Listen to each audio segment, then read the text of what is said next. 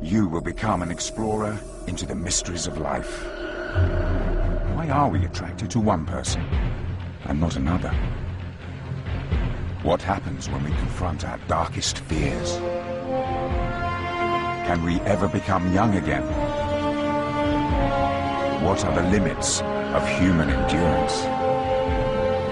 Celebrate the power of the human spirit in its relentless pursuit of knowledge. The more we know, the more powerful we become. Explorations. On Explorations, Diana tries to conquer years of depression by changing her diet. I would say within 2 weeks, I felt a different person. Terry and Paul use food to sharpen their minds before a dramatic showdown. And we find out how some dishes may stop people fighting, while others can spark a night of steamy passion.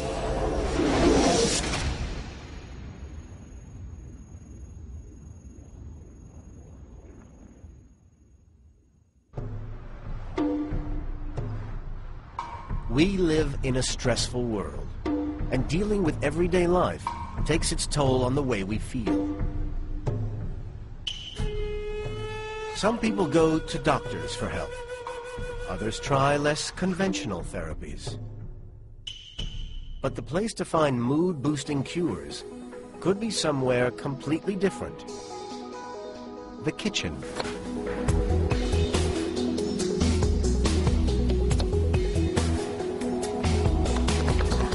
Everything we eat has the potential to change our brain chemistry, and as a result, the way we feel. The brain isn't isolated from the rest of the body, and it's affected by what you eat and drink just as every other part of your body is. Certain foods and certain types of foods contain compounds which most definitely do have an effect on the way that you think and feel.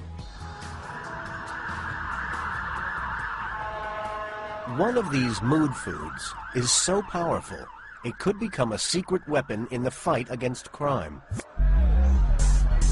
There's an epidemic of street violence in many parts of the world. In the British town of Bournemouth, thousands of people stream in and out of bars and nightclubs. Add alcohol to the mix, and it's a formula for street brawls and rowdy behavior. A lot of people come out of the nightclubs, some not the worst to drink, and that's when arguments tend to start. And often there's fist fights and that sort of thing. Not too serious, but if we don't break it up fairly quickly, it can turn into something more serious. So instead of enjoying a night out, far too many people end up here. We have anything from stabbings to glassings. We can literally run from pub fight to pub fight. After years of struggling with this problem, local police and nightclub owners have come up with a groundbreaking solution. Chocolate.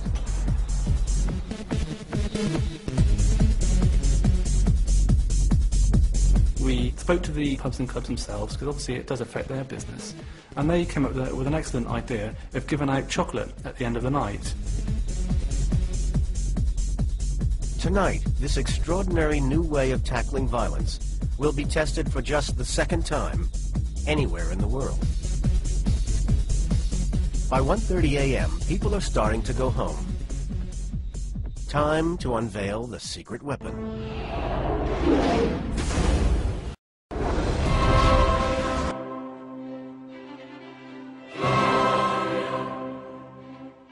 Trouble often starts about now. But handing out chocolate seems to be putting a smile on many faces. Chocolate is something that everyone's attracted to, yeah? Makes me smile, makes me feel happy, it makes me want to dance. What? Makes me happy. Brilliant. So why does chocolate have this effect? First, it's loaded with sugar, which gives the brain a rush of energy. Just what you need if you're tired and irritable at the end of a long night.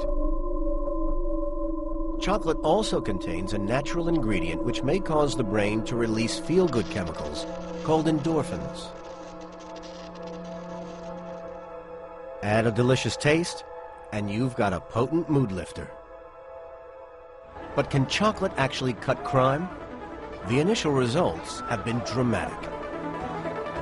Between the core hours of 1:30 a.m. and 3:30 a.m. in the morning, there was a 60% reduction in the amount of violence that was occurring. So we would say that's a huge success. But using chocolate to combat street violence is just the tip of the iceberg in the brave new world of mood foods.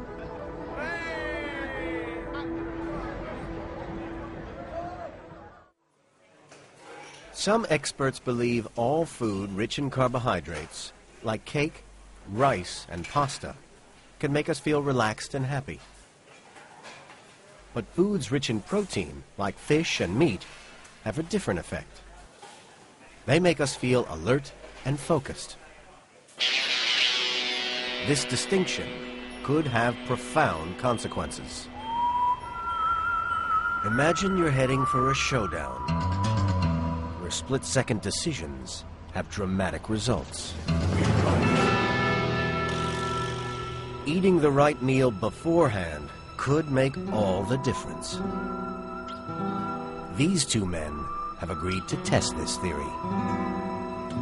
Because in their ruthless line of work, having a sharper brain than your opponent could give you a killing edge. Paul Littlewood and Terry Chapman are former British chess champions.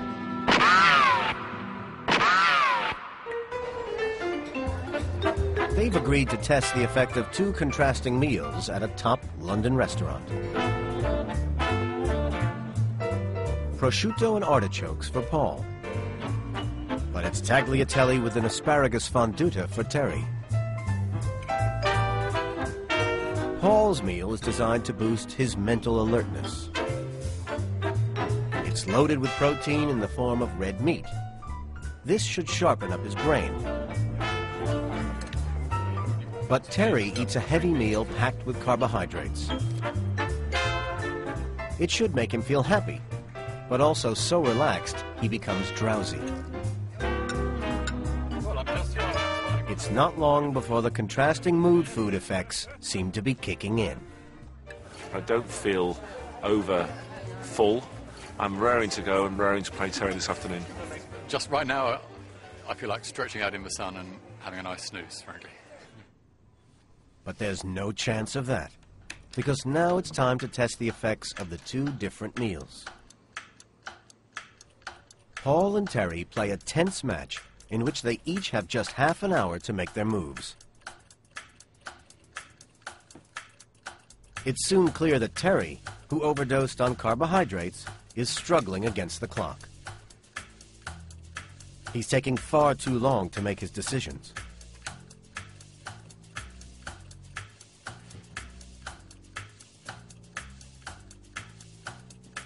With seconds to spare, he manages to force a draw. Okay. Terry ate a meal designed to make him feel drowsy, and he almost ran out of time. But could this be a coincidence? To find out, we need to wait a day and then repeat the experiment. If food can create temporary mood changes in people like Paul and Terry, could it also affect someone for life?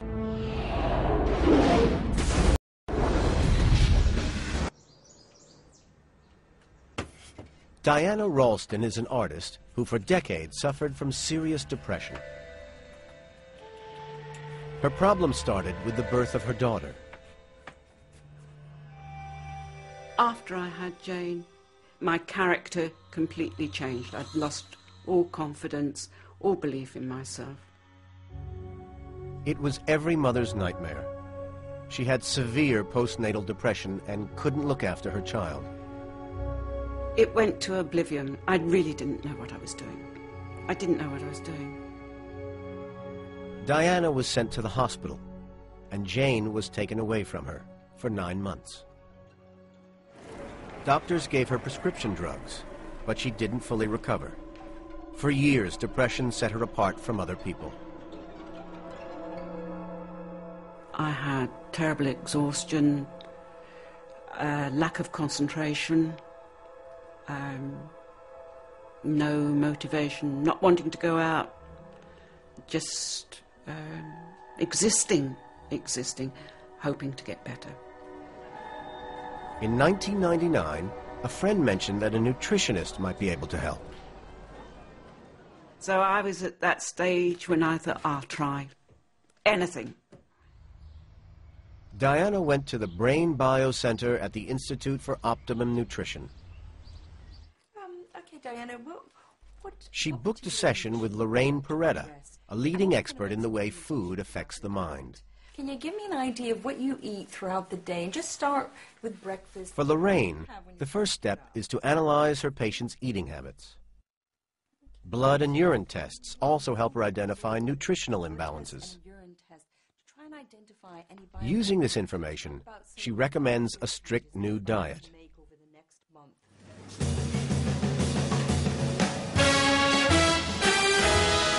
Diana seized the opportunity to change her life after years of suffering. The food she bought on her weekly shopping trips changed radically. In came a host of new items, from fish to organic vegetables. And the results were remarkable. I would say within 2 weeks, I felt a different person. I felt more like the person that I had been before I'd given birth to my child, my daughter. But how could simply eating different food make Diana feel dramatically more happy and energetic after years of depression?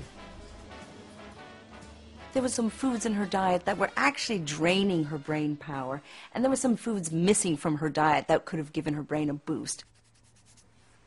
Diana's blood test confirmed she suffered from an important deficiency.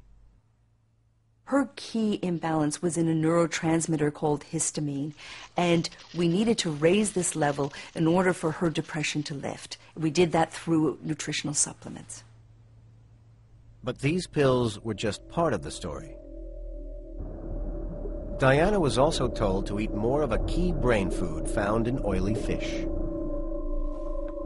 Fish like salmon and mackerel are rich in essential fatty acids, which the body can't make for itself. And these fatty acids are an important building block for many parts of the brain. Oily fish is key for making the brain structure and making neurons. These neurons actually produce the chemicals that lift depression and make people feel happy. So the fish oils were going to make her brain make happy chemicals. Fresh fruit and vegetables were also a major part of Diana's new regime. They're packed with vitamins and minerals, which help the brain make mood-lifting neurotransmitters. To Diana's surprise, she was also ordered to stop eating certain types of food. Wheat products like bread were the first casualty because they could cause depression in some people. We don't really know the relationship between wheat and depression, but the theory is that it is causing an allergic reaction which results in the person feeling very depressed, very low, lacking in motivation. Serotonin is a brain chemical that is really important for normal mood and emotion, and the antidepressants that people are usually taking are having some positive effect on serotonin levels. That's part of what they do. Serotonin levels are raised naturally by sunlight, and so we have higher serotonin levels, during the summer months versus the winter months, which is why a lot of people experience what they call a winter depression called seasonal affective disorder. So serotonin seems to be really important for how we feel. Interestingly enough, serotonin levels can be increased through diet. Temporarily, but they can be increased through diet. Carbohydrates themselves can temporarily increase serotonin just by eating carbohydrate, because what carbohydrate does is it facilitates the amino acid tryptophan to get into the brain to be converted into serotonin. okay, which is one of the reasons why people are often addicted to carbohydrates, because it has the effect of making them feel better. It's through the mechanism of increasing serotonin. Okay, there are some foods specifically high in serotonin. Two of them that are very popular that a lot of people eat regularly are bananas and walnuts. They are both fairly good sources of serotonin on their own. So when people eat them more often, they may notice that they feel more calm or they feel better, than when they don't eat them. So that's one way that someone could boost their serotonin levels directly. There are also some supplements that are precursors to serotonin that you can purchase over the counter, in a health food store.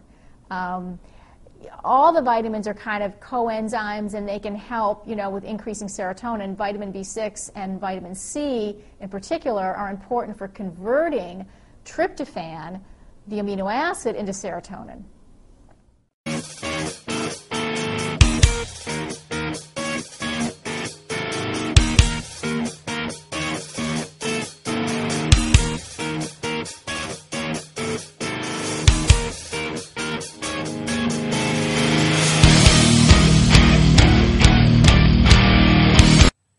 It's Tuesday afternoon, and today I want to come to you with the technicality of the gut-brain connection.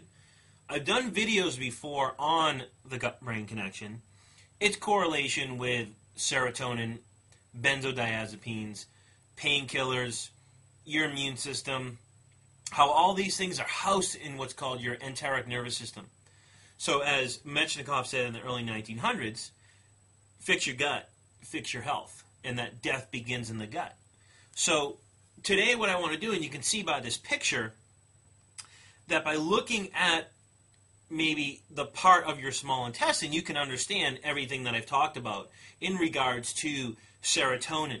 Now, the 95% of the serotonin in the GI system, or the gut, small intestine, this was actually studied, and I already went through this by Langley and Starling and Bayliss back in 1921, and they showed that, there's over 1 million preganglionic fibers in the small intestine or stomach itself, and there's only about 2,000 in the central nervous system, that the enteric nervous system can actually work without reflex control of the central nervous system, and that there was actually no connection between the GI system and the central nervous system.